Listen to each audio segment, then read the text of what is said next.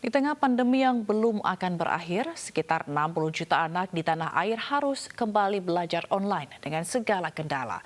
Di antaranya tidak tersedianya gawai hingga jaringan internet yang belum merata.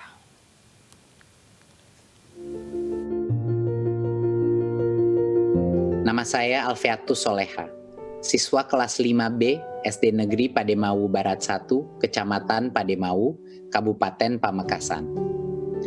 Sejak adanya corona, saya tidak bisa masuk sekolah lagi. Tapi itu bisa mengurangi beban ibu saya, karena bisa membantu pekerjaan ibu saya. Bapak Menteri, saya dilahirkan dari keluarga yang kurang mampu. Orang tua saya hanya buruh tani. Dengan adanya corona, saya jadi bingung, karena belajarnya harus pakai HP Android. Sedangkan saya tidak punya.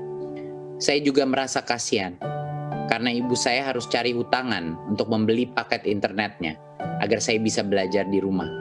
Tapi saya ingin segera masuk sekolah, ingin ketemu guru dan teman-teman saya.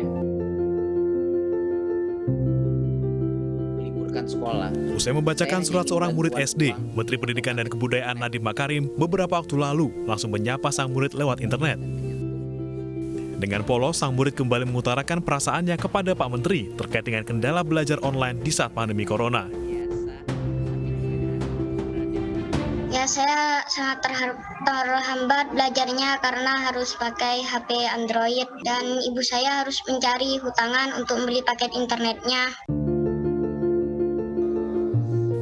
Seperti dalam suratnya, Alifatus Solehah bukanlah keluarga mampu. Sang ayah hanyalah buruh tani sehingga kesulitan memberikan fasilitas internet bagi buah hatinya demi belajar online. Pakai tangan kanan.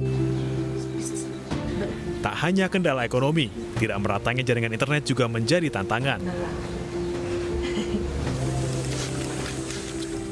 Sejumlah siswa di Gerobokan, Jawa Tengah harus rela mendaki bukit agar mendapat sinyal. Orang tua pun turut menemani demi memastikan keselamatan mereka. Usai belajar, mereka harus mengirim foto ke guru sebagai bukti.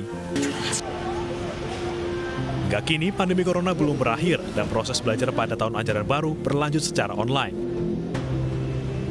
Kemendikbud hanya mengizinkan kegiatan belajar tatap muka di beberapa zona hijau. Artinya, sebagian besar siswa harus kembali berjuang dengan belajar online.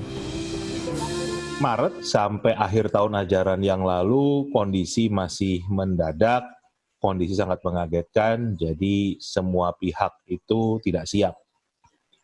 Harusnya sekarang di tahun ajaran baru, pihak pemerintah, baik pusat maupun daerah, pihak sekolah, dan orang tua menyiapkan PJJ daring ini lebih matang.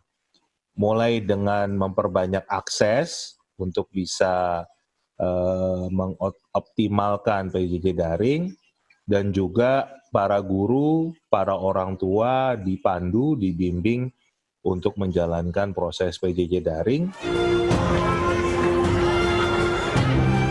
Banyak siswa yang ingin kembali sekolah, begitupun pula orang tua yang tak ingin anaknya ketinggalan pendidikan. Namun hasil penelitian menunjukkan anak-anak rentan tertular corona. Kemendikbud meminta semua pihak bersabar dan berharap masa-masa sulit pendidikan di era corona ini segera berakhir. Tim Liputan iNews melaporkan.